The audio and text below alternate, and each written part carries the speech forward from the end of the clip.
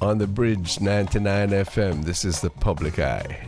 I'm Ronald Thwaites, the Honorable Pearnel Charles, and myself co-host this program until 2 o'clock this afternoon, Jamaica time. We join in with Ira Jam in New York. Erwin Clare is the compere for the global connection in an hour's time. We look at the affairs of the nation. We talk to the people in the diaspora, the people who are providing the juice, the oxygen that keeps a lot of things going in Jamaica. The people who are stretching themselves in a new country or countries all over the world so that they can get a better life and we can get a better life too. The bond among Jamaicans is that which we want to strengthen. The linkage over sea and air and all of the geographic differences are brought together on the Bridge, 99.13579 on the FM dial. And remember, on Instagram, it's at the Bridge 99 FM. And on the YouTube channel, it's Bridge 99 FM. The numbers, if you care, the WhatsApp and text line is 876-551-5782. And the studio line, 876-676-4996. Later on in the program, Dennis Chung, chartered accountant, former public servant. He served as chair of the National Solid Waste Management Authority until recently. He's now secretary of the Jamaica Football Federation. And he's a public commentator on financial matters, looking at what is centerpiece of the Jamaican news today and for this week, which is the meltdown, some would say the pop down of the financial sector, representing Stocks and Securities Limited, which apparently has been the subject of a massive fraud, including, very unfortunately, the loss of the savings of Usain Bolt, the Jamaican legend. Finance Minister Dr. Clark is quick to tell us that we mustn't judge the whole financial system. We'll test that and all other matters with Dennis Chung a bit later. Mr. Charles, sir, morning and greetings. Greetings and good morning. I mean, it's going to be a good day today. I think that stretching from Canada across the United States to the United Kingdom, where majority of our Jamaicans are, those who have participated in investment in Jamaica in these institutions must be right beside their unit there it listening. Is. Yes. What is going to happen? It's a frightening thing. It is a frightening thing that what has gone on could have been going on for 6 or 7 years. From 2010, they say? Without anybody knowing? No, that couldn't anybody be. else? Yeah. And I understand that there's a list of nearly 40 people who participated. No, who were participated, whose money was moved without their consent by a particular person who has now written an affidavit of confession. I wonder if our listeners know that. A lady named Miss or Mrs. Panton has published an affidavit in which she acknowledges having falsified accounts. And I understand Bolt's account is not in that. No. So it's much more than that. Yes. She acknowledges interfering with a set of accounts of, as you say, about 40 people. Some I know, some are living abroad, some are here, some are very elderly people. But it appears that is only a fraction of the problem. And you know, Ronnie, once this start in one institution, you can be sure that it's spread several other places. One of the things that we need to look at is whether or not there is a government institution that should have been overseeing all other institutions and make sure that people from abroad or from here who invest their money in these sort of institutions, that they have protection. In other words, my money at Scotiabank, I understand, is secure because it is insured. Only to a point, sir.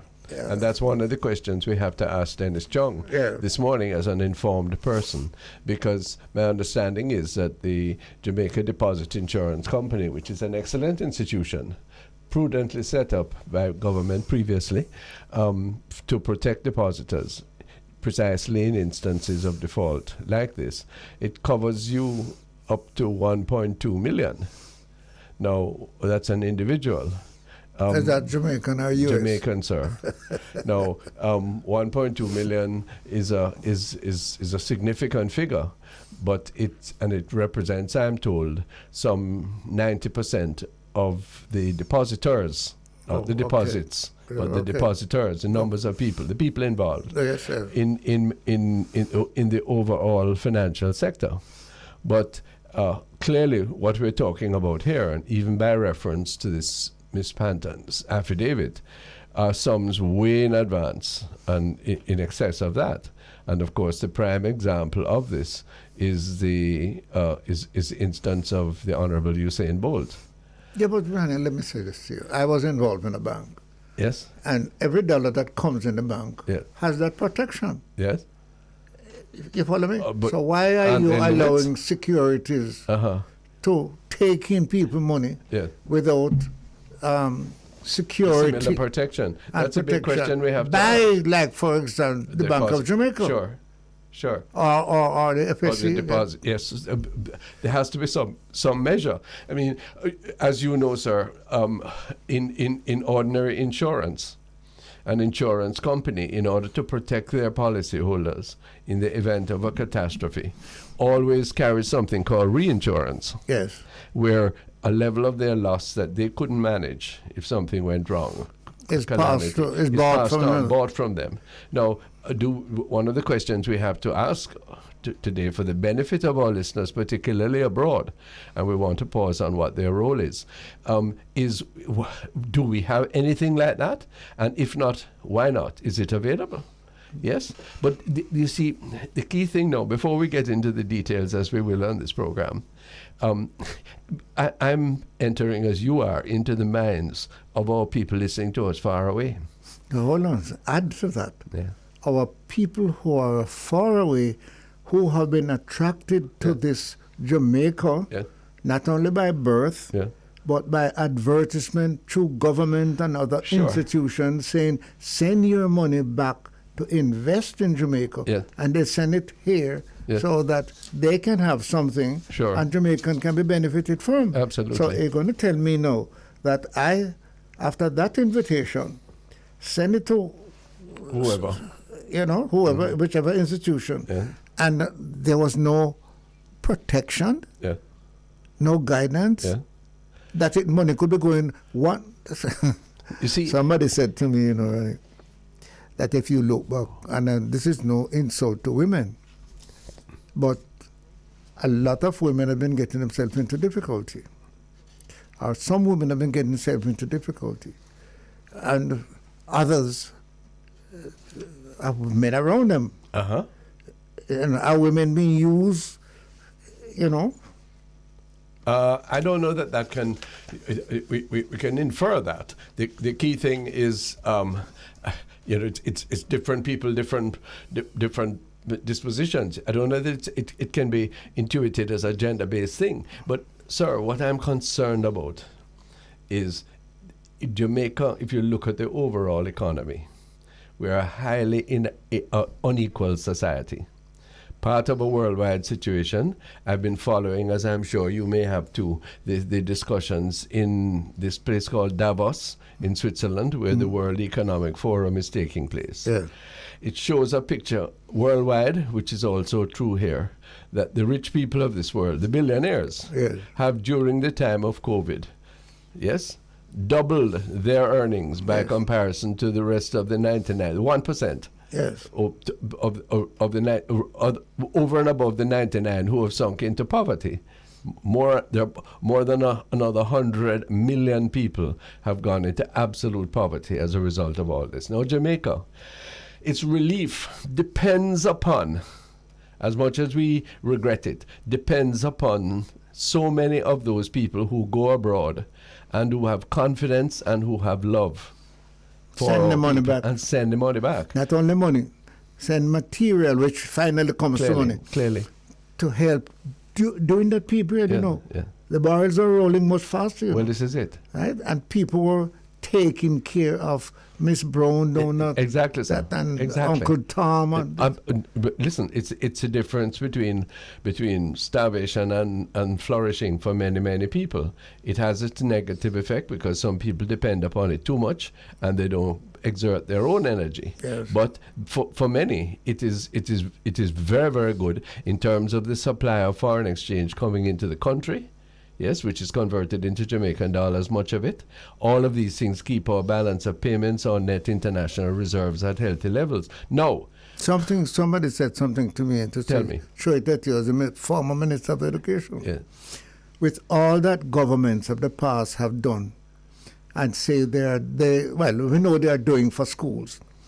Do you know how many children are in school now because of somebody in England or in Canada or in America sending money for clothes and food and shoes and books? If you looked at the arc of remittances, you would see that around midsummer time, the preparation for the new school year, you get a spike. Yes. Because that is when people save up and make sure that they have can something go back to school September. Not only the individuals and the families, RP, but think also of the philanthropic organizations that give treats, that provide alumni groups, the people who we have been talking to over the past 2 weeks, who provide the enablement. Yes, the last thing that we can trifle with is the trust and confidence that they have. Well, Ronnie, let us say it again. I think that if it weren't so, it has to become so very soon that all of these institutions that take money from our brothers and sisters abroad has to give some sort of protection, or is they going to stop sending it? Well, hear me now, sir. How can I encourage somebody to send their money to put it into some institution here to help the country grow? And it's nothing sure. Something happened. Hold on now. The Honourable Nigel Clark, the Minister of Finance, in his voice was strained on Jamaican media, or diaspora listeners need to know, yesterday afternoon when he was speaking of the integrity of the Jamaican financial system, leading in the Caribbean, despite what he called this evil acts of people who are defrauding. I hope he is right. We need him to be right. And come we say, because that's what we stand for, sir. Yeah. There ain't no politics in this one. Or rather, any politics in it have to take for itself. Because no side, no brilliant finance minister, no charismatic prime minister, or any combination can possibly withstand a loss of confidence of diaspora people in going forward in Jamaica. The confidence of our people abroad cannot be quantified in money. Well, here you go, sir.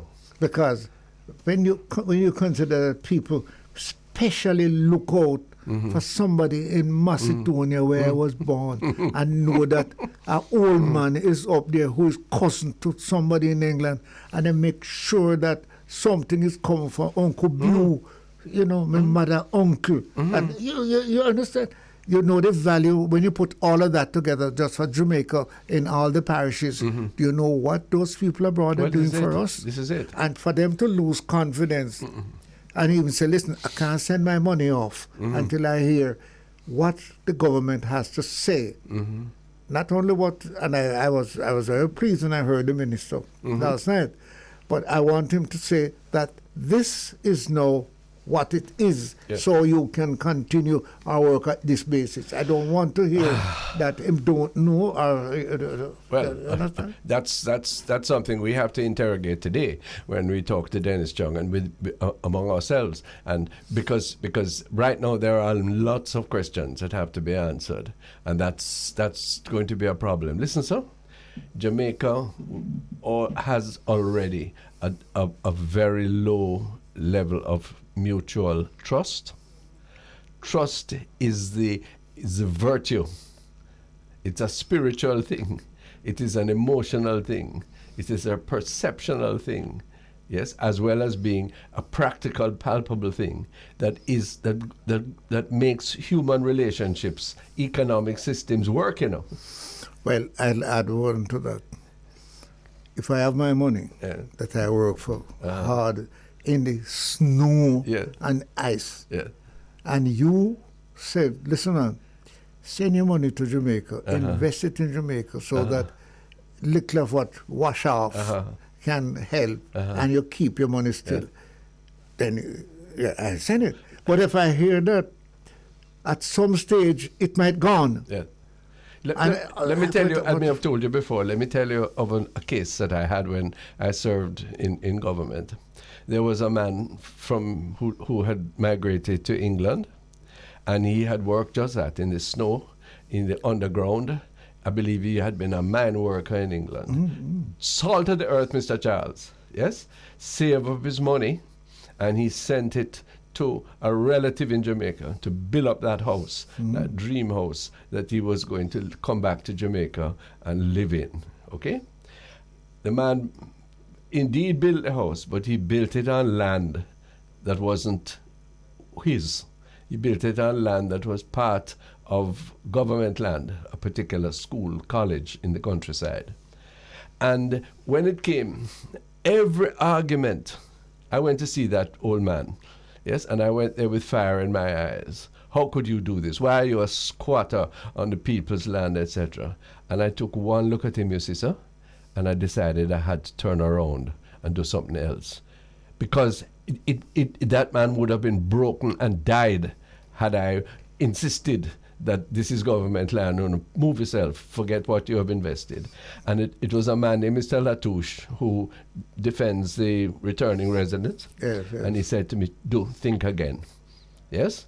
And in that instance, the trust, in order to keep the trust, that ill-defined but essential element of human concourse, what we had to do is to give that man that little piece of land and say, listen, go on. Because somebody trick you, the people of Jamaica are going to stand behind you and your investment and your future. And you know how many people him tell about that abroad? Well, and people say, well, boy, at least there's a government with a conscience. But then apply that, sir, to this situation and to plenty others. Well, listen. Not only personal. Have you looked at the bolts of Jamaica training? Yeah. You know what they put into that to do what they are today? Yes. And so what's going to happen? When we come back from the break, we'll talk with Dennis Chung, chartered accountant, financial commentator. Let's see where we take this vital matter for our people here and abroad. This is The Public Eye with Pearnel, Charles and myself on the Bridge 99 FM. Thanks for being with us on The Public Eye. The Bridge 99 broadcasts to Jamaicans, principally in the diaspora, all over the world, who reproduce our program. That's a special work of this station. This is The Public Eye with Pearnel, Charles and myself. I'm Ronnie Thwaites, and we welcome Dennis Chung, chartered accountant, retired public servant, and general secretary of the Jamaica Football Federation. Hi, Dennis. Hi, how are you doing, Ronnie? Wait. Well, you and Pearnel get together, I know it's worries, So. No, it's not worries. It's the future. you realize what we're doing. Yeah, man. No, I applaud it. I think it's excellent. Dennis, you know what we're trying to do? Ronnie and myself, as two, are trying to do what one Dennis Chung is able to do on both sides of the stream, washing both waters, admired by both sides, because so it takes two of us to try to do what one is doing. Boy, Dennis, spend a little time with us. We've been listening to you on other media houses, but the key thing is, Usain Bolt going to get back his money? It's going to be very difficult, I think. I mean, I haven't seen the financial. No, you can't be sure. Mm-hmm. No. I think it's going to be difficult though, because they're not insured, and the amount of money that you're talking about, I think that their capital would have been affected. You mean that they won't have enough money to pull together even if they sell out anything, to pay back him and perhaps others? Yeah, it's quite possible that they don't have enough money Okay. because remember they were already sanctioned by the FSC for lack of capital. Well, we're coming to that, sir. But tell me now, the many of the people listening to us, Dennis, all over the world, who, as an act of supreme nationalism and what they consider to be personal advantage, and for all the other motives, put their money in Jamaican financial institutions, repatriate their money in whatever way and form. Yeah. They would have assumed that there was some insurance, there was some safety net in circumstances like this. Why is there not? Yeah, well, the insurance from the FDIC point of That's view. the federal, the financial, the deposit insurance scheme. institution. Yeah, Yes. Uh-huh. they only insure deposit taking institutions, of which SSL is not a deposit taking institution, right? They're like a brokerage house or something. So hold like on that. a sec. So even those with the small money, who like a particular pensioner, I know, who's a person has acknowledged troubling their money, but below 1.2 million, they don't have anything to get from that scheme? No, I don't think they would have anything to get from that, from the FDIC. Uh-huh. I would hope that there was insurance in terms of at SSL. Dennis, I was a little worried that the Minister of Finance did not answer and ask question what you have just answered, because you want to bet me that by next week we are going to hear a lot more people who have had money in that place Yeah, I mean, coming when you out to look make at claim. Yeah, it is a little worrying for me that this thing could have gone on for over 10 years. And number one, the management didn't see it. And I would suspect, I would love to see the audit reports over that period and see if there are any qualifications to the audit report. Sorry, sir, just to pause. I have part of what I gathered from news reports is that there was a qualified audit report from KPMG. Oh, well, that now should be, and that now is more indictment, I think, as to why the FSC needs to respond specifically on certain questions. Because if you had identified issues from the FSC point of view, and then there were qualified audit reports, right, which bear in mind the auditor has no responsibility to be and should not say anything publicly. But once they submit those reports to the FSC, then they should corroborate it with what they have and say, hey, something's wrong here. Let's go in a little earlier, because bearing in mind the type of institution you're talking about, and they're handling a lot of money, and I've heard that they had capital deficiencies. But wait, no, sir. past. Help me now, because certainly it is in the public domain that there was, I can't state for which year, that there was a qualified report which indicated concern or doubt whether they could continue as a going concern, the usual language. Oh. Okay. Yeah, but that's a major problem. Now, if that is the case, even if it was latterly, yes, one of the big questions that Pearnel and I have to ask someone like yourself is where is the chain of responsibility? Because here we know, we are told, it's not refuted, that this company exhibited concerns from 2010. And then we have an article in the press today, Mr. Charles, from the quoting the gentleman in charge of the FSC, Financial Services Commission, the oversight institution for our listeners, who is saying that, boy, even when we find out these things, we can't really say anything because it would cause a detriment to the institution. I understand that reasoning. But then if I'm a depositor, yes, Usain Bolt, Miss Mary, Dennis, Pearnel, Ronnie, whoever.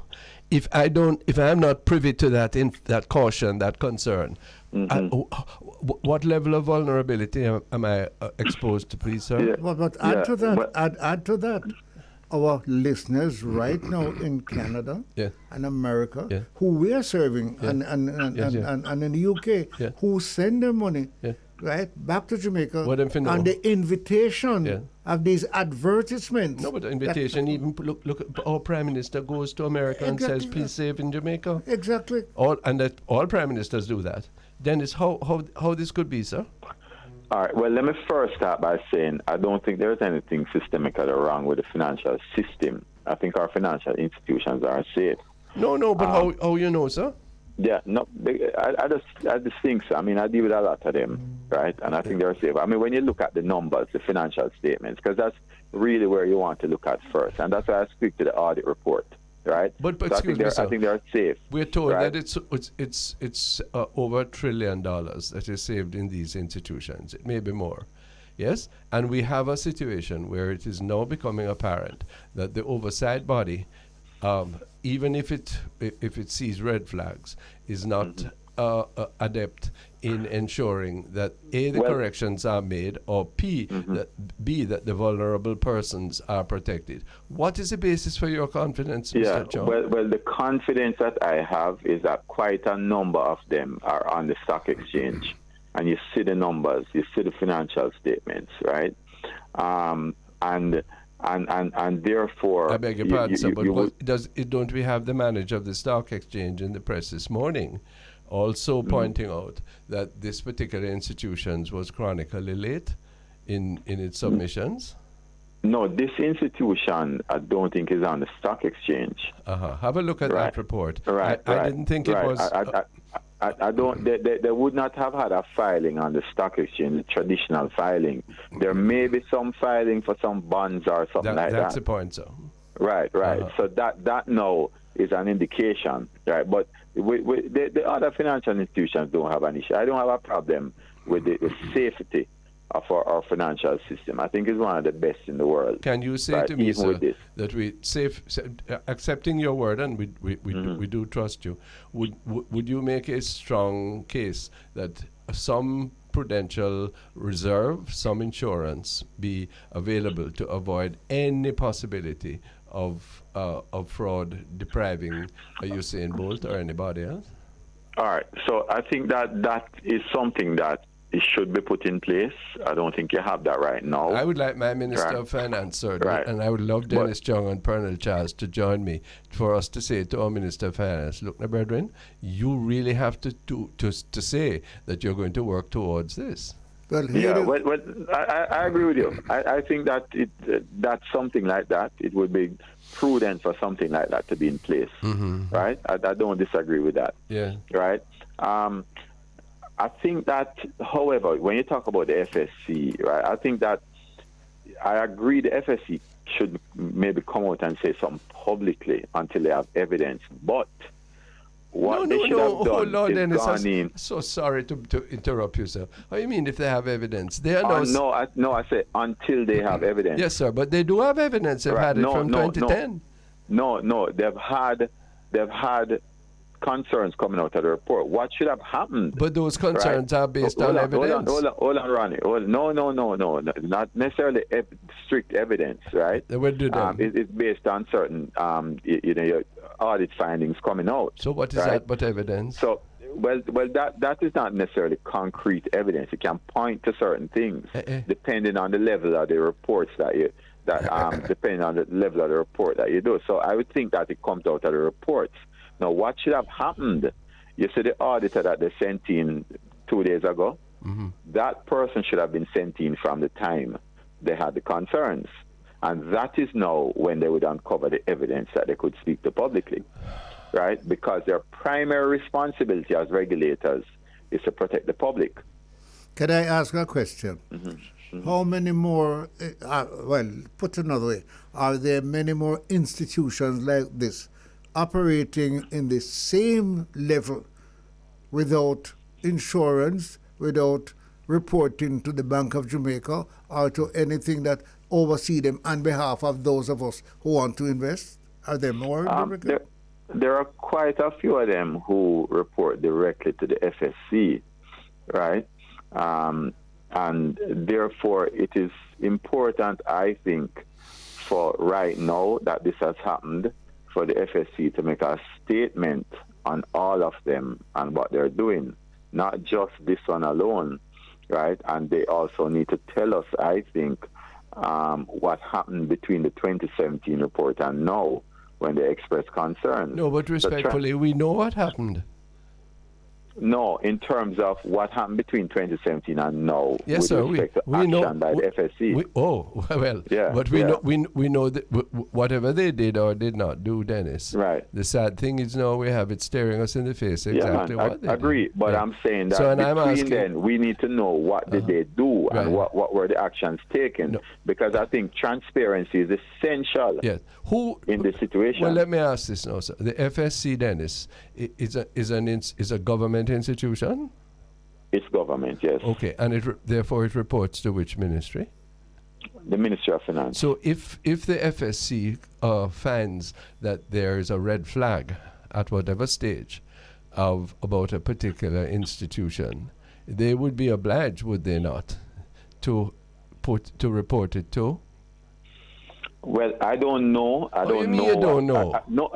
Because I don't know. I don't know what the protocol is there. No, it's not a protocol, sir. If every government, one moment. Every government department reports to a minister.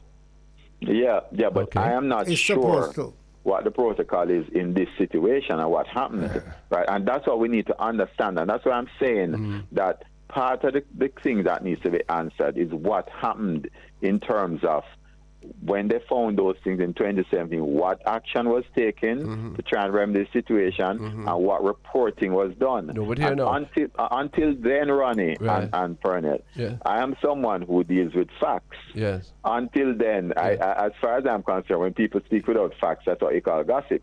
No. No, sorry, sir.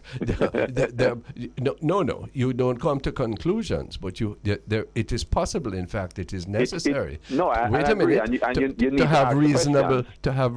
ask reasonable questions and to make inferences. Yes. Now, I'm asking you, as a prudent person and as one with skill in this area. I have none.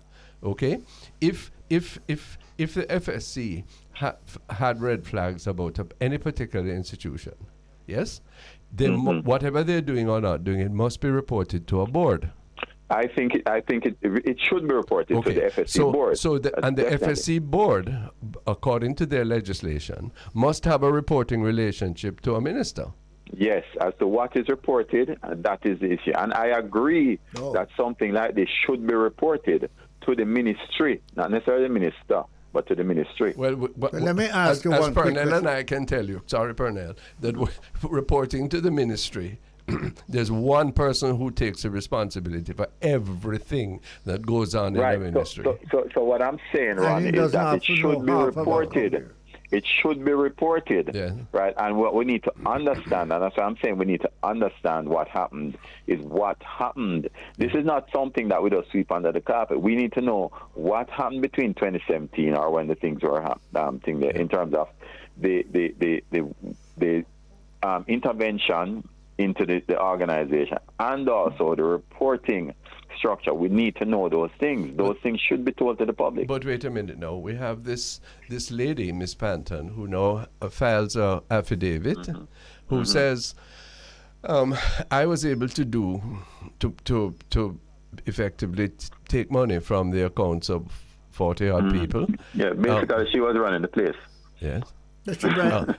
And she running the place also that systems were not in place or were not working. Tell me now, my understanding is that financial institutions that report to the FSC particularly have fit and proper characteristics for managers. Yeah. So that is something that the FSC would not know about in terms of how the internal controls were happening. Really? Unless they did an audit on the organization.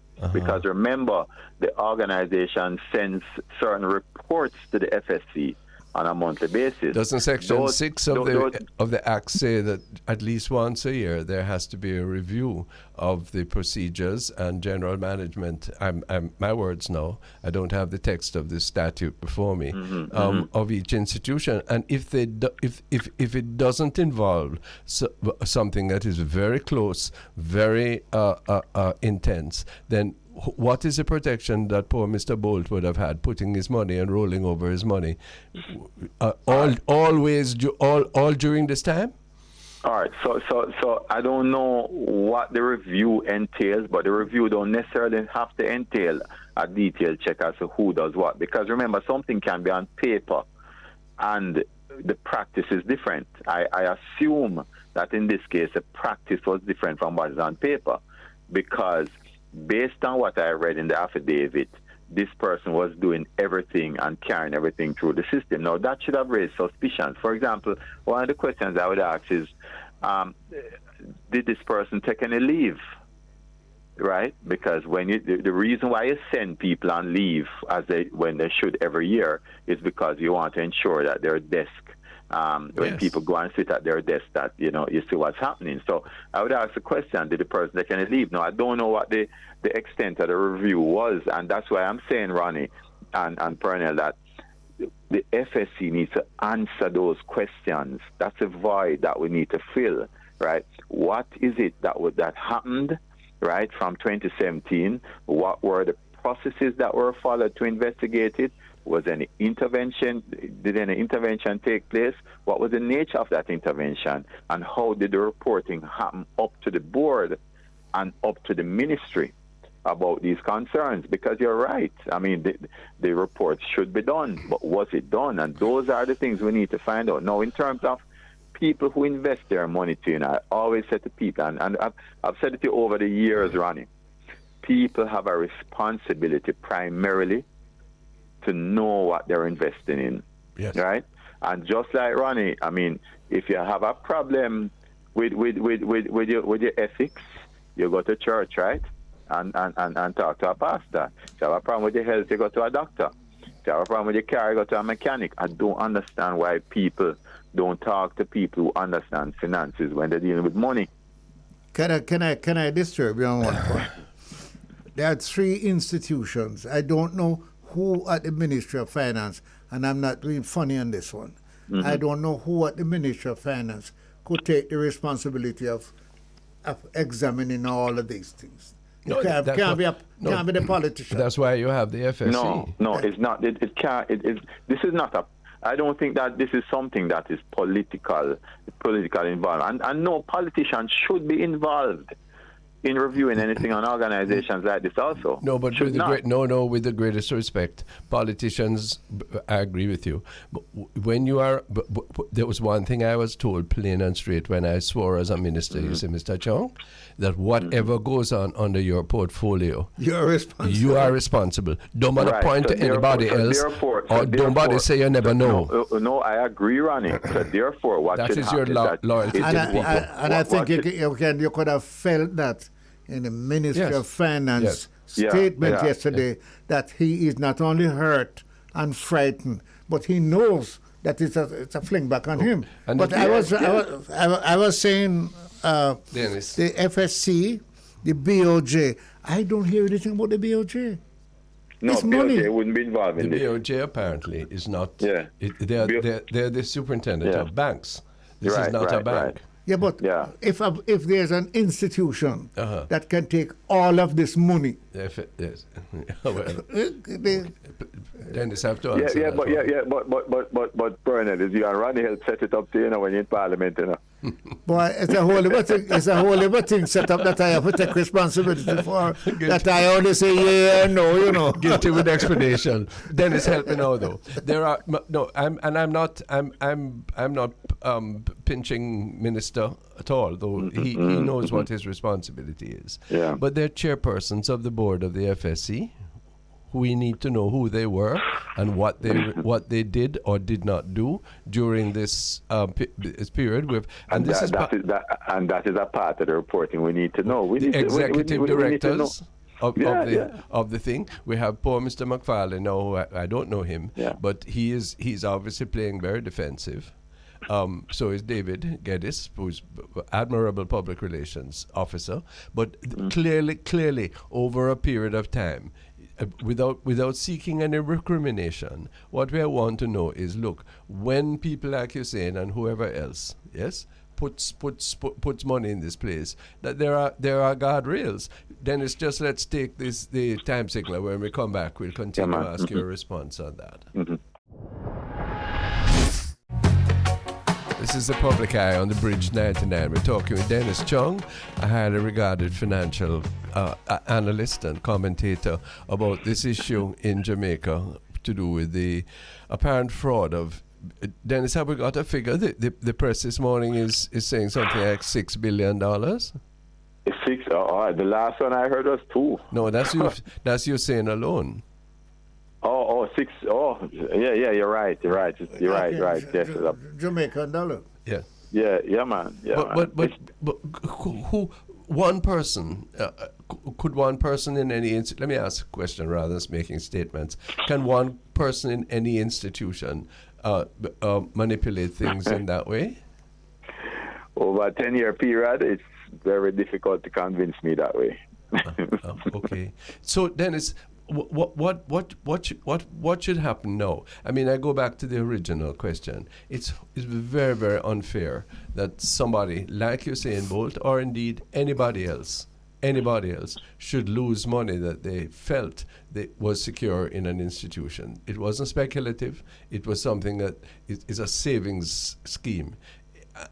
What should happen now? How do we avoid the fallout from international and local sources of the loss of trust, the loss of confidence? What do you say? Yeah, well, I mean, number one, as I said, the FSC needs to come clean in terms of telling us exactly what happened, right? Everything we spoke about just now. We need to know. The transparency is very important now. We also need to understand the supervision from FSC on the other institutions. I mean, I think it's very safe, right? I mean, I invest money. I have money in 4 different financial institutions, though, and all of them I have in are listed companies because I want to see financial statements regularly, right? Once that is done, though, we need to understand what happened at SSL, and we need to take the appropriate action in terms of accountability, right? And I don't think that we should go easy on anybody. But right? can I ask, Dennis, is it the Ministry of Finance, the Bank of Jamaica, or what institution that is supposed to make sure that all these institutions that are taking people money for investment or for whatever they're holding them for, report regularly to an institution that reports to the rest of us? And truthfully. Yeah, well, in terms of the unlisted companies, I mean... What is unlisted? Not on the stock exchange. So like SSL, for example. Okay. Right? So these securities dealers report to the FSC, right? Now, we could maybe ask for more information coming out on a regular basis, right? Like the financial statements being published. Maybe that's where we need to move to with these securities dealers. But I mean, that is a system that's set up, and they report to the FSC, right? Similarly, banks report to the BOJ. But the secondary thing for me, which is most important, is that the companies that are listed on the stock exchange are those companies that I have more confidence in. And I think maybe that's where we need to move to in terms of ensuring that financial institutions at whatever level publish their accounts. How does this institution earn their money? For example, Bolt put money in there to do what? Yeah, so he might put it on a repo. So if he puts it on a repo, they'll earn a spread on it. So they'll say, I'll give you, say, as an example, 10%, and maybe what they're earning on the money is 12% or something like that. And they're likely to go where seeking addition on their money. To what? They might issue it in terms of a bond, so they might put together instruments that sell to people in terms of a bond or something like that, or financing of this company or that company, buying yeah. shares that they can trade quickly with or trade with and make a margin. That's their skill, and the narrative seems to be that this company was so involved, but in many ventures that didn't succeed. Right. That business goes that way from time to time. But the key thing is that the people who were investing and who were trusting didn't apparently have any basis for knowing, and what they did know was probably a 6 for a 9. Yeah, but as I always come back to, even with all of these controls in place, right, in terms of regulators and all of that, people have a responsibility to ensure that they monitor their money also and know what they're investing in. It's important, especially when you're talking about that amount of money. Somebody's asking me to tell them what you mean by they have a money to monitor their money. How do I monitor my money if I put a few $1 million in a place like this, and they give me a report to say my money is good? In fact, they give me an additional. Say my money move from 1 to 2. And I'm doing this from Bronx, New York, or from Oshkosh, Wisconsin. Well, let me tell you how, Ronnie. Right? Yes. And the institutions I invest in have all of these facilities. So the first thing is that I look at the institution I'm investing in, and if I'm not, I don't talk to the institution themselves about themselves. I will go and talk to other people about their view on the institution I'm invested in and the product. So if someone offers me a product from an institution, I'm going to talk to somebody else about it. And I also do my own analysis, and I'm in that field, right? But once I make a decision that I'm going with someone, then I prefer to go with companies that have online access to their accounts. So I can view on a monthly basis, and I also need to get statements. If I'm not getting statements from you, then it's a problem. And I also have to have online access view. And I view it, right? And regularly I go on and I update it, right? In terms of the spreadsheet I keep to monitor my investments. And I view the accounts online. Now, if you were doing that, then you would see that there's movement on the account, because your online statement that you get every month is actually verification from that institution that they have that amount of money for you. Except as turns out, somebody falsifies it. No, but the records, as I understand from the statement, the records of the institution was correct. But what was wrong was a statement being sent out by the wealth advisor. At no time did okay. Whoa. That's what I understand. Oh, I see. So the statement of the company, the records of the company would have stated that it was only $12,000 Usain had. Right. But the statement sent to him said that he had $10 million. Right. And this is why, I said the lady was running the place. Right? Because she was doing everything. But the other thing, the third set of controls that I have is that when they issue their quarterly reports on the stock exchange, because I deal with companies that are on the stock exchange, I review their financial statements. Yeah.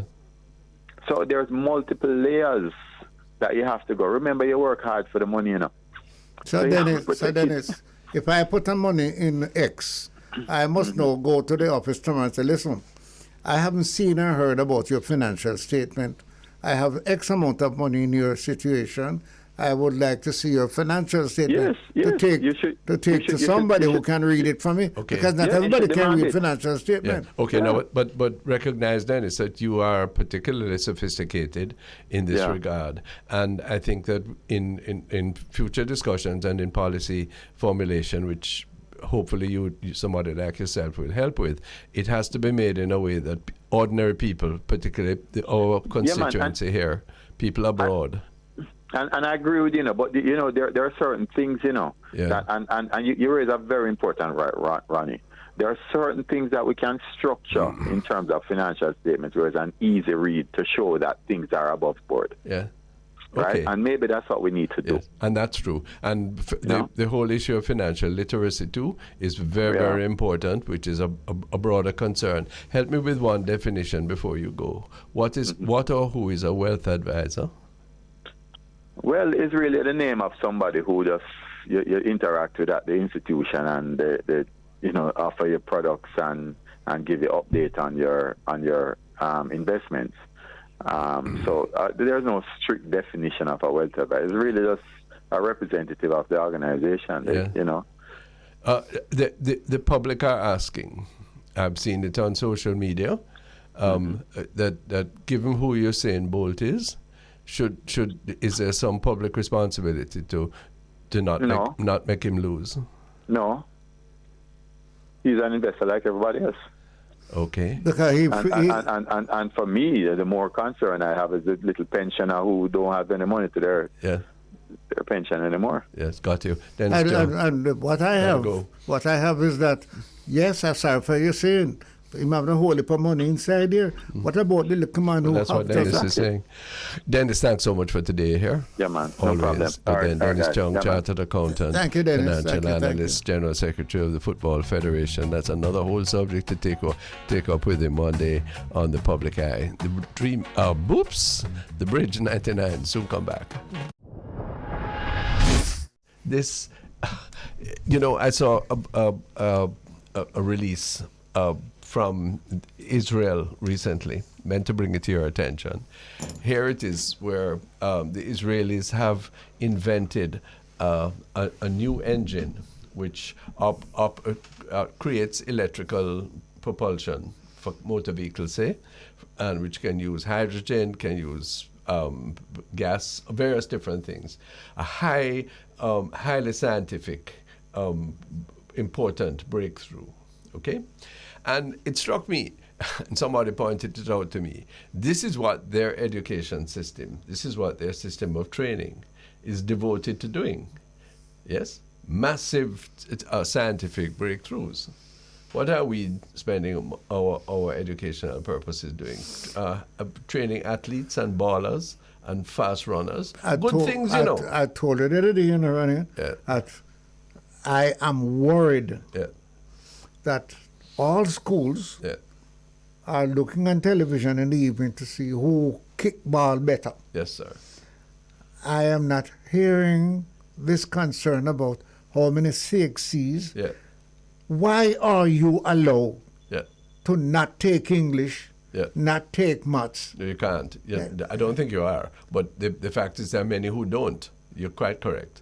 Because they know there's no chance of passing, and yet still you dress up in graduation gown and say what? No, let me say something good, real good. The Jamaica Public Service Company, which has some horrible, stupid ads on television now, where you apparently you can, it's some kind of gambling that you get free power. Anyhow, I can't even make it out, but it's just gauche. But the JPS used to run a competition, a science competition among high schools. Yes. What a wonderful thing, Mr. Charles. And you had these young people. You said used to run? Used to. Didn't run? run it. No, it not active now. And many of those people went to work for JPS. Well, look at that. And many of them got the sense of competition, got the sense of collaboration to work with a team in their school and to come up with some invention, some practice that attracted attention. That is what we must do. Why do you want me to stop you and take over this? Because guess what you have just done? Yeah. Suppose you wake up tomorrow morning, yes, sir, and hear that the private sector organization that control all of these big businesses, right, they all are going to sponsor 10 students from various schools, and they are going to have those students coming into their institutions, right, at graduation. Yes, sir.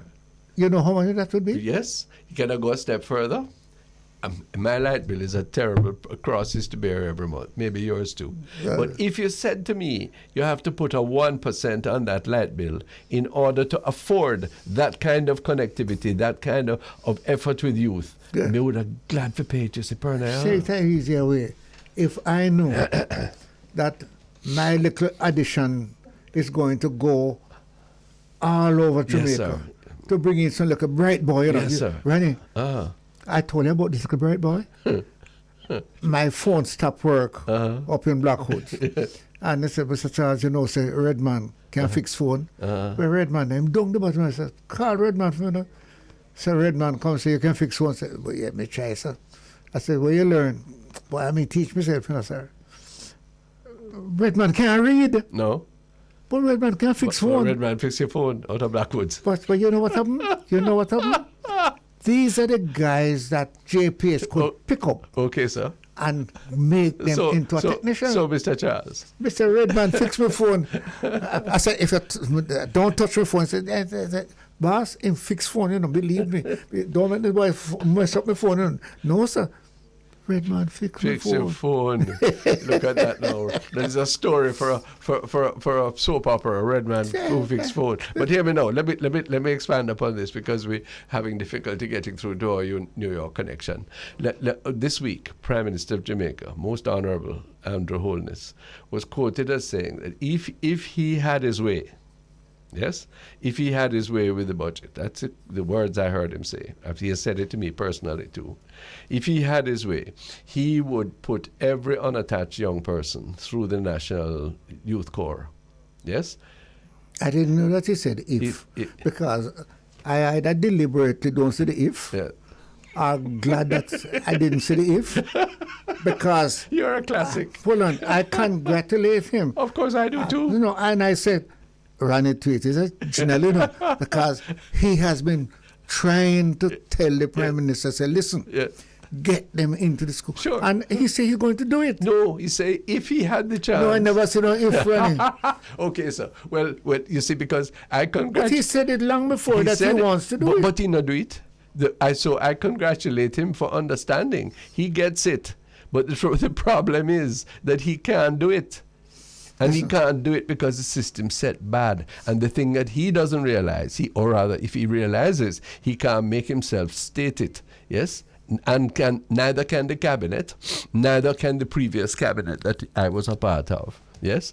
We will not admit that the present system as configured does not allow that. But after all of this argument about bail, about mandatory sentence, hello, when you raise the time for murder, the minimum time for 40 years, yes?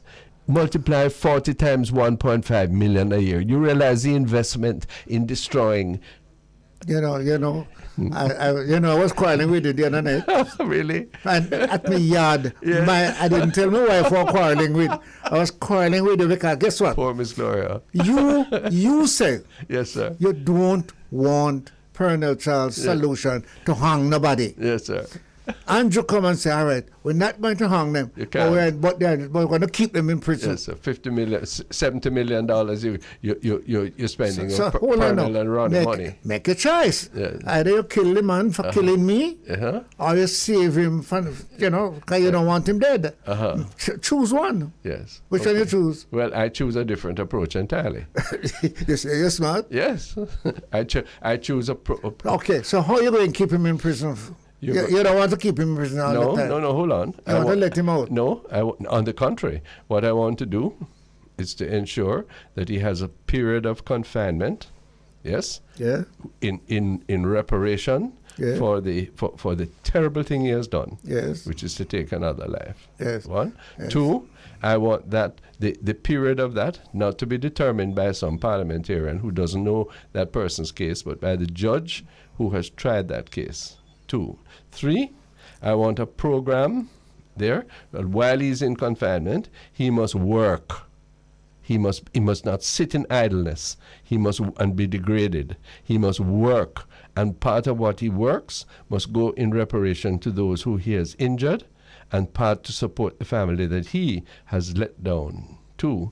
3, that after a period of time, he must be assessed to see whether he has done penance, if he has changed his ways, if he's a different person, and if he has, then he deserves to be given conditional release. And you don't have any reservation as to when that that period is going to No, be. I leave that to those who know about it, those who can assess him 10 years, 15 years, however many years. But I don't set a limit of 40 years on it and think that I'm doing something righteous. Well, let me tell you something. Good luck. Good luck to you. Yeah.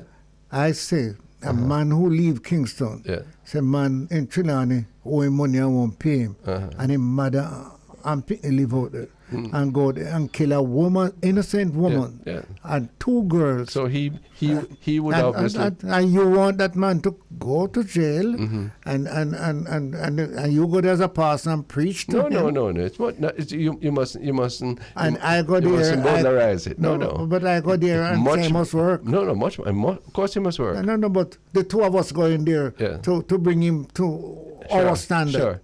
and he can come back out. He may if he does not show the proper signs of reformation, he can't come out. There are people who will die in prison. Could I tell you something? Yes. Some of them mother can show you some sign in my birthday. Yeah, but you can't take it. You're going to break first, eh? Oh my goodness! You can't take an extreme situation like that and make a rule of it. Some may not be able to come out. No, there. Okay, I accept okay. that. We're joining our friends in New York. Erwin Clare, what is frightening you in New York City that would keep you away from us this morning? Let me tell you, man. First of all, let me say good day to Good both day you to everybody. distinguished gentlemen. I must say hello to the elder statesman there, Indeed. Mr. Pearnel Charles. You notice I don't call you elder statesman, Ronnie. But anyway. Well, Anyway. I am very glad that you have determined some respect for me. Okay, of course. Gentlemen, let me just quickly share this with you, though, because as you know, I'm still present in Jamaica, and with the result of technology, we're able to do these things, remain in contact, and still provide for our listenership opportunities in which we can communicate. Had the occasion this morning just coming back from Madras and places up there, Caledonia. These are areas, gentlemen and audience, where bauxite mining has commenced. And I went up there this morning to speak with folks there who are affected by the tremendous dust. And let me tell you, and I'm not going to get into This is too in the much parish details of here. St. Anne. St. Anne, yeah, indeed. And I will tell you this. The whole experience has left me traumatized. And you know, I say this, and I say this, and I say this. If our leaders are comfortable with what is taking place in the bauxite mining areas in Jamaica in 2023, this after my visit and seeing and hearing what people are saying and observing the illnesses that they are and how they are affected, I'll say this, and I, with great deal of respect, that our leaders are derelict in their responsibility. And this is to say, accommodating bauxite, okay? But let us also be civil and recognize what it is causing on our health of our people. What did when you you hear see? what these people, well, What did you hear? well, I'll tell you what I heard. I spoke to a gentleman at length this morning, Mr. Hamilton. Where? He had a message In Madras? in Madras. Oh, And here's a j- but they're mining up in Madras now? Yes. No, In I fact, know, we I went know up that there- the mine out to Bosque, Yes. Endeavour, Gibraltar, they Yes, reach up to Madras. Madras. Yes, and I Rape of tell you the damn this, country. I've never been in these areas, and I share this with you. I've seen pictures, and until you go there and you get the feeling for what's taking place around you, it is a frightening experience. And you see folks up there who seem, I guess, accommodating of what's taking place because they have no options.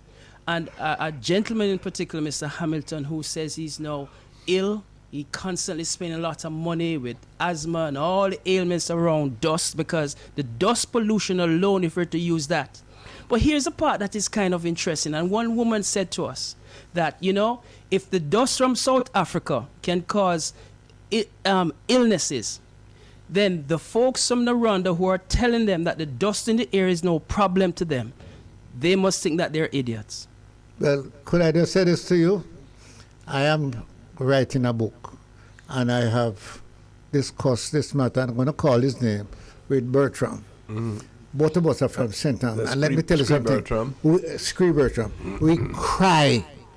Ronnie, my daughter did the health report Sure. and the bauxite situation. Yeah. So what Erwin is saying, I know. Yeah. My grandmother, Yes, land was yes. taken away from her Yeah. because she refused to sell. Yeah. And the money was deposited in a bank. Yeah. And the tractors took over the land. Yeah. Right? Not all the way up to Madras, but just come down a little more past Gibraltar, coming to Tobolski.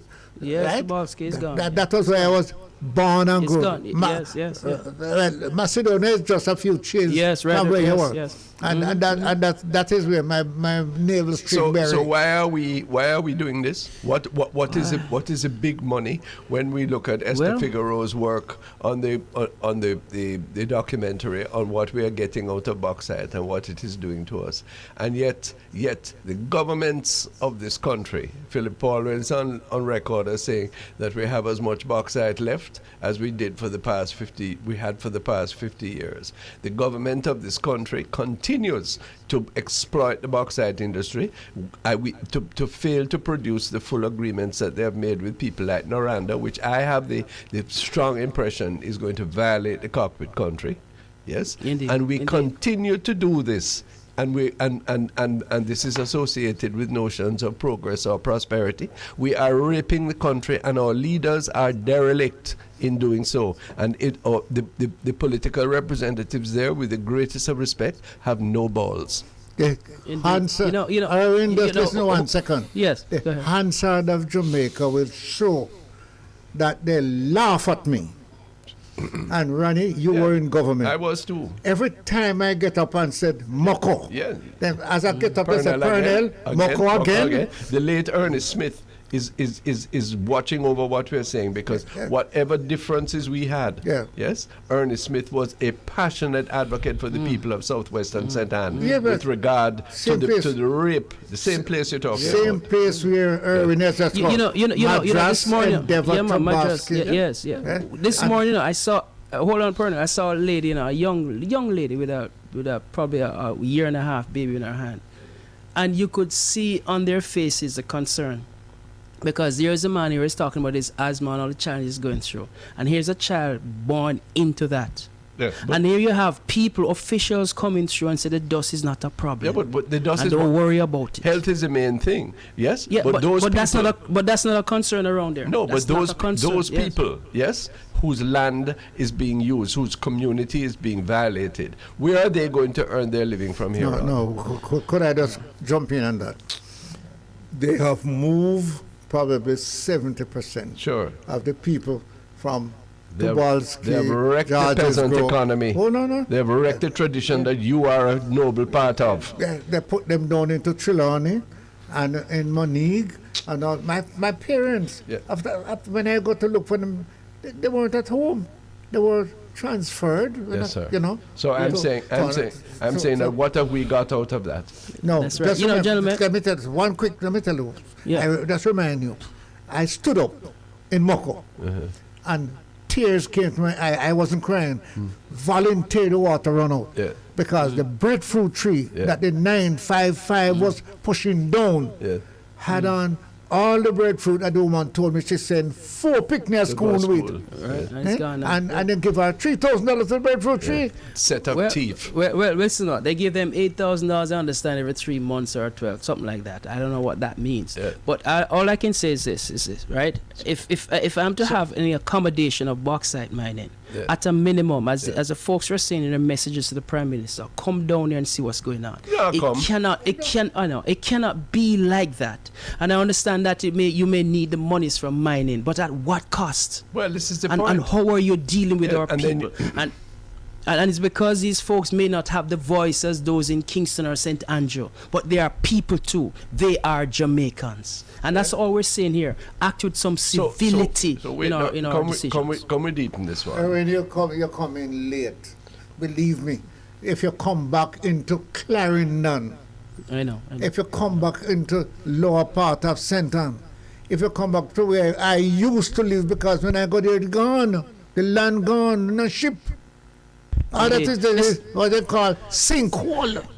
And that's what I saw a lot of today, and that's what was part of the traumatizing part. And you're driving on the edge, and people living on the edge. Anyway, gentlemen, I'm being told that we have to take a commercial break. I know we started late, but we have some work to do. Soon Of come course, you're back. listening There's to much the more on the bridge. bridge. It's a public eye. 93.5. welcome you back to Ira Jams in the Global Connection. This is the time spot where we link with our brothers there on the Bridge 99 FM in Jamaica. My name is Erwin Clear. We're now joined with Ronnie Thwaites and Pearnel Charles. Gentlemen. Happy to be with you again, Erwin Clear. What's your judgment? The chief here with the native of St. Anne tells me that he's right. He'll tell you he's writing a book, and his chapter on Boxside says, "Boy, it might be better. Might have been better for us not to trouble that land, not to rape the spinal column of Jamaica, not to break the peasantry of the post-emancipation period where people cohered around the land, church, school, yes, and now are given $8,000 a month or have to find themselves cleaning toilet in London or in New York. What the hell is that? If they can, and as I say so, I just want to send a shout out to my family down there in Warsop, Trelawney. Yes, sir. The Murrays, because I was there also this past week just to see what's taking place on that side. I tell you, when you go through those areas, you see places like the Alps, and you look at the whole rock formation, and how they plant yams down there, and the fauna and all of that. And I'm saying to myself, why is it that we'd want to upset all this? The whole water situation, the connection of our aquifers and all that supplies 40% of the water. And you know what's interesting in this? What? The peoples of these areas don't have access to that water. No. That water serves elsewhere. Sure. Isn't that something? Sure. But those are the concerns. But Ronnie, I wanted to share with you and get some perspective, because folks in New York and elsewhere are very much concerned about the SSL situation. I was listening to yourself, having the conversation with Dennis Chung, and wish that rich information was being shared within the diaspora, because we also have to understand, with the thrust and the marketing that has been made on the diaspora to invest in Jamaica, somewhere along the line there are people in the diaspora who more than likely are affected by what's going on, and the concerns, as you know, the pall that is now cast on the whole financial industry. And those entities are saying that this was not a bank. It means no difference to me. It's a financial industry. You take my money. You ask me all the questions when taking the money. You ask me all the questions when I go to take out the money. And yet still, that whole fact of how you safeguard that money is now at risk. And that's very disconcerting for many. I am asking the Bridge to make sure that they rebroadcast that section, no doubt in conjunction with Ira Jam, so that people can be properly versed, and people, of course, have access to it on the internet, I'm sure. But I agree with you. The danger of this infection, even if it is not as virulent as it appears to be now, spreading and eroding trust among the people who you speak for, Erwin Clare, is a palpable danger to the future of this country. Indeed, and when you consider the contributions made, and also when we are trying to enlarge the whole relationship with the diaspora, the call words today are to come and invest in Jamaica. And many times you find the investment instruments are through the financial industry. Yeah. And for those who may believe that this have nothing to do with the confidence, because that's what people base their decisions on, confidence in the system as to how you'll handle my monies. And I will say this hurriedly. We have a great deal of respect for Jamaica's financial industry, but these situations, especially amongst wealth managers, is cause for concern. And I can only hope that we can cauterize this thing quickly and make sure that those who are charged with the responsibility of safeguarding people's hard-earned money, that indeed there's good stewardship. If you are listening to us, you'd have heard my concern of people like yourself and others overseas who are excited about development in Jamaica and want to assist. So I'll be happy if Rania and yourself can organize some way to get Dennis's presentation to diaspora people over there, because they must be wondering what the hell is going on in Jamaica. Where is my money? And if they have it in other areas, they get nervous. Well, I'm throwing it out. One section is getting bad, the race is inflamed. Well, I'm throwing it out to you, Erwin, to help us find a way, because what the concerns of today are enough, but there's much more that we have to learn. People do not know what their situation is. They are, of course, nervous about other institutions, hopefully assuaged in some degree by Dennis's assurances. But then there is a question of who are responsible, so that we can not crucify people, but simply know where mistakes were made to prevent them from being made in the future. Now, all of those things have to be carried, have to be transmitted, and it can't be. Don't tell me about any privacy or destabilizing the confidence in the system. Silence can do that doubly than sunlight is a very, very good disinfectant, you know, sir. Especially in these situations. And again, one of the things we also have to indicate to our community is that the investor or the depositors also have their responsibility.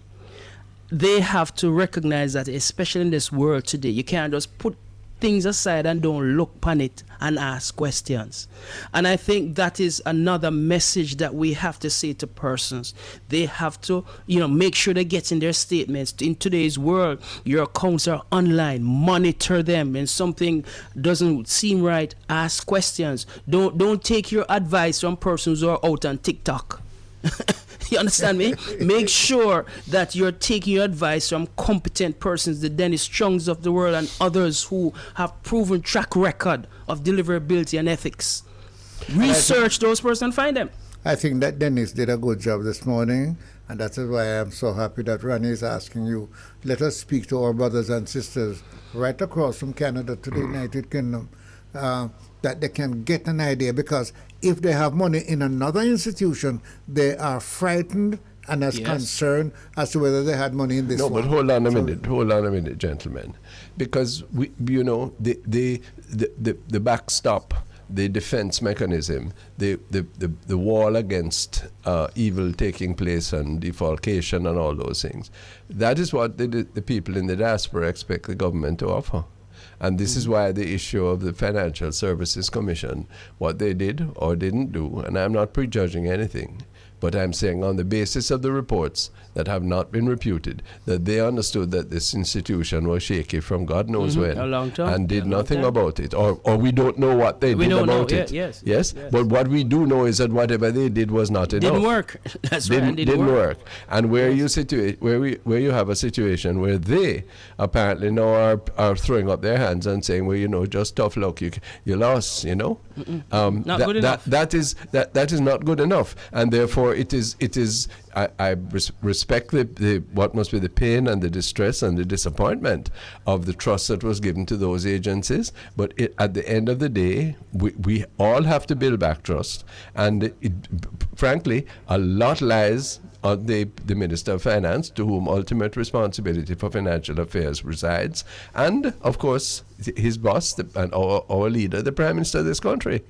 Indeed. There's you can't only be responsible for what you please, This thing you're responsible for everything. Yeah, it comes. This is a whole bag. You see, the whole situation here is that, and this is where now we start to think now, who or what is more important here, the country or the entities?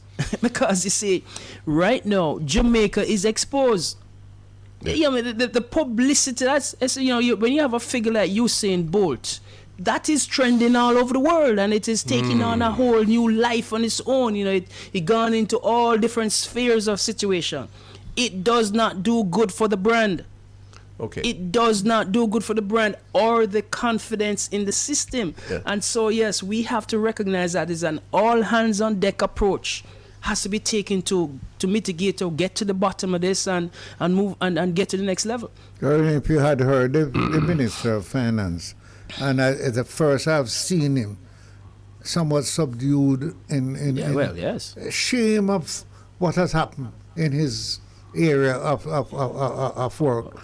And I think Ronnie's point that we need to make some announcements, establish some contact with the various organizations, the Bank of Jamaica, the FFC, the Ministry of Finance, to really bring this thing under control, get more of the Dennis Strong presentation, not only for overseas, but for local, because we don't hear the rest of it yet. Pearnel, the other thing is this, remember now, the historical profitability of banks over the last several years have been almost like a curse for many, because you're saying how these banks are making so much money. All right, so much money, and the services do not equate to the profit levels that they've been making. And here comes this situation. So yes, there's accountability all around, because we also heard of, and I'm saying what I'm hearing in the news about the situation at NCB, another wealth manager, or whatever the situation may be. We don't know the depth of that. We've seen other instances, and I'm quite certain that there are other situations that have been probably swept under the carpet. And this is now time for house cleaning, because we have issues here that are pertinent to the sustainability of our nation. And I can commiserate with the minister. He has been doing a good job, touting the progress of Jamaica, especially in the financial markets, and all are sundry. And to have this, it is indeed a black eye. Well, I just want to set my part to close. To say, this is not a question of blaming government. This is a question of serious concern, both locally and abroad, right? Because I will tell you, based on my experience, you start with one, you smell one, next one going to get bad. You don't hear it yet. You start is not only the Usain Bolt, the Usain because of his international acceptable position, but there are some people with 1 million and half million who are worse than him. Well, gentlemen, listen, it's now 1:42, and I understand we have to take a local break, so we're going to do that, and we'll be right back in the Global Connection here. It's a public eye around the Thwaites and Pearnel Charles. This is Erwin Clare. Thanks very much for being with us on the Bridge 99, the public eye, linking with Ira Jam Radio. Erwin Clare's broadcasting with us today, Pearnel Charles and myself. Can we come to a conclusion on the bauxite thing then? I want to support the Maroons and the Jamaica Environment Trust and all of the others in their continuing advocacy against the continuation of the bauxite industry. Indeed. Erwin, I just wanted to say this to you. I went to the Bauxite Institute 5 or 6 years ago when they used to laugh at me in Parliament when I come down and talk about it. In the contract signed under the Bustamante Norman Manley period, if they were even following what was in the contract, things would never be as it is today. Never.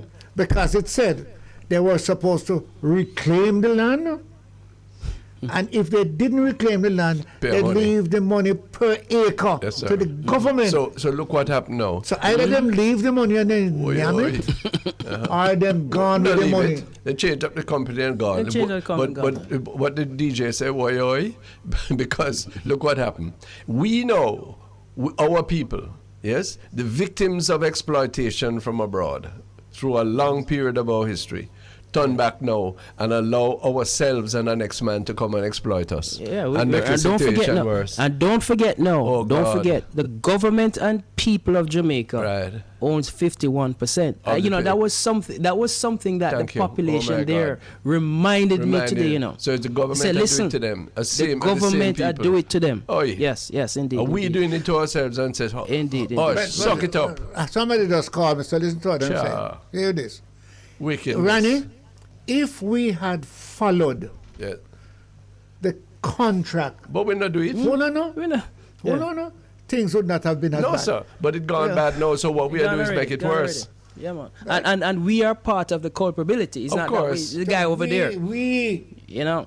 There's no reclamation of land in Supplement to Boston going up to Gibraltar, There's no reclamation in Moko, It is so If a cow fall up on the edge and roll to the bottom, he cannot be alive. No. Hello. Human beings. Yes. The sinkhole is behind them house. Yes. Right? So that is it. But listen, we have a few moments to go, and I wanted to share some information with you gentlemen and our listeners. And that is, one, I send to acknowledge the presence of Dr. Sandra Lindsay. You might recall her as being the first person in the New York tri-state area to be vaccinated. She's Jamaican. Okay, She's the here in nurse. Jamaica, yes, good. with a team from Northwell, and they're doing some work. They did some work at UWI, and I understand they would have made a presentation at the Noel Holmes Hospital in Lucid. Yeah. Also, we have Trevor Dixon from Jaja Foundation. They're also on island. I think today they are at Glenmuir doing what they do, outreach, healthcare outreach. And we also have OID with Dr. Street. And remember, all these folks, are coming down with their resources Own expense. and working in tandem with folks here to assist our brothers and sisters bringing to them here. medicine and them tools. Yeah, man. Yes, pure yes, gift yes. to us. And we Indeed. want to thank them. We want to maintain their trust and confidence. We don't want them to have any kind of look over their shoulder, whether it is for gunman or bad driving or for lack of confidence in the financial system. We don't want none of that. We want Indeed. to increase the bond and to say as family and come now, we're glad for your help and see what we can give you. If it is one root of cassava or 2 roast corn, come take it now. Hold on, Yeah. Ronnie. Let me just say this to you. Let me say this to you very seriously. We have not talked to our people in Jamaica sufficiently about the contribution True.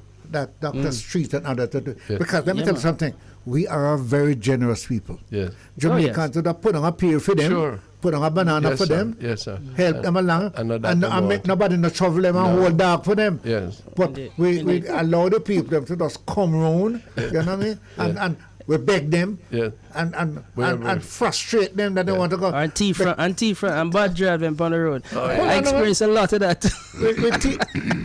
Randy's talk this morning about, I don't know if it's off there, somebody in abroad who sent some money to build a house. Yes, man. On the air. And guess what? And build it for somebody.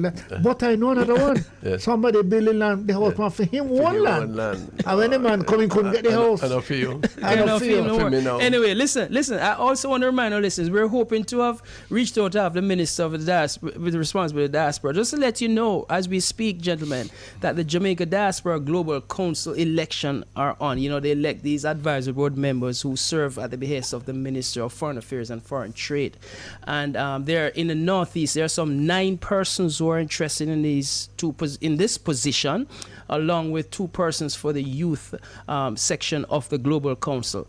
IRIJAM this Sunday, as part of our presentation on the fact of the matter, we'll be conducting a candidates forum so we can enlighten our community as to who these people are and what it is that their interests are in being part of this whole global diaspora initiative. Because truth be told, the average person in the street really don't know what's going on with that. But at the same token, it is a framework that has been put in place. We would have wanted to hear from the minister what is going on with the diaspora, the documentations and things, and that should have been taking place as relates to the diaspora, where we are now with the diaspora policy. Minister of Foreign Affairs, right?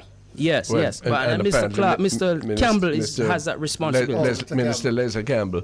Yes, who's I hope who's the an more we call admirable his name, person. Ronnie. Yes. Yeah, I hope the more we call his name, He will when we appear. get to him, that he need to come on here and tell us what's the going other on. thing is this, though, Erwin, let's feature some of those people on the Global Connection in subsequent weeks. Yes, we When can you- try and work on that. We yes. can try and do that so that they can explain themselves Yes. through our forum, and that would be good for the Jamaican audience as well as for the diaspora audience. Eh? Indeed. We'll work on that I'm for gonna next touch week. We'll base have with- them. I'm Look, gonna touch this is base. very, very important, we are monitoring compassionately but disturbingly what's going on in American politics, Oh, yes, Mr. yes, yes, Mr. yes. Clare. Yes, And sir, yes, Jamaica sir. has to distinguish itself for its own integrity, for our own very calm and measured way of dealing with things, getting over problems, Yes. paddling our own ship, because me not like what is happening in your country at all. And them no and business we have with some us. I know. And we Before have you run serious away, challenges in Erwin, our I hands tell you, too. I'm going to undertake have a chat with Leslie Campbell. Campbell. Good. Yeah, And very encourage nice. Yes, him. please. Very Very nice well. guy. Thank very you. nice He is, guy. Easy to get Yeah, to talk to. Yes. he Yeah, is. but this is the point here. This is not. Sometimes, Not and I like say this suck up now, like some of sometimes our them. ministers must understand that when people like us in the diaspora request of their presence to talk to us, it's not. There's no antagonism here, no.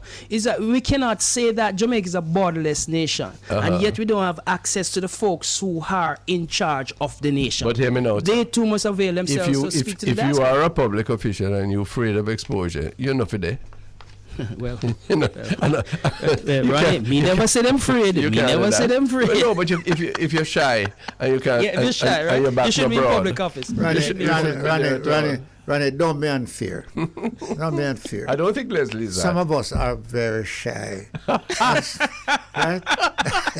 Where? When? And some Not of on us the are, campaign some trail. of us are Not on- outlawed like Hurricane Charles and pull run it yourself to out of it. run it Pull to it. yourselves out of it. Hold on, no. Pull- Run it yeah. to it. A white man in central Kingston leading a group of Yeah. 25 or 30 black bad young meat who can't read and write, and him stand up Alright, down there. Mr. But- Clare. yes, sir. What Gentlemen. what a lovely thing to have this It is dialogue always with great you to communicate. and to link with our people. We touch the soul of the Jamaican Indeed. diaspora. That's our joy on the Global Connection with Ira Jam. And this is the Public Eye on the Bridge 99. And I thank you, Mr. Charles, for Yes, your sir. company today, sir. Exciting program, troubling program in some respects. Yes, indeed, But- indeed. But we Work to be done. Work to be Indeed, done. much to Work be to be done. Have done. to solve the problem. yes. We are put Gentlemen, to until solve the next week. problem. Until next Yes, week. gentlemen, Thank you until so next week. much. And thanks to all of you who have made this program possible today. Reaching out to Lafayne and reaching out to all of you here in the studios who have engineered the Public Eye for today. It's time for the crossover. We look forward to returning next week, Wednesday, for the Public Eye on the Bridge, the only station that reaches beyond the shores for all Jamaicans. See you then.